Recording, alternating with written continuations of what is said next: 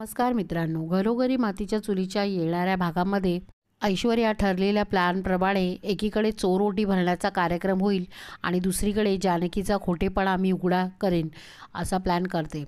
इकडे जानकी ज्योतिकाला गाठते आणि तिला एक साधा प्रश्न विचारते, हे ज्याचं बाळ आहे त्याने जर तुला या बाळासोबत स्वीकारायची तयारी दाखवली तर तू काय करशील?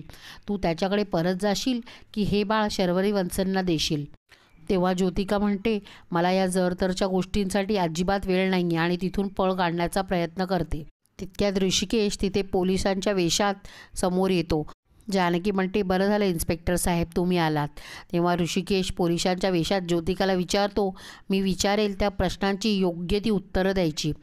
आता पाहूयात जानकी आणि ऋषिकेशच्या जाळ्यात ज्योतिका खरोखर अडकते का आणि ऐश्वर्याचा चेहरा सगळ्यांसमोर येईल का? धन्यवाद।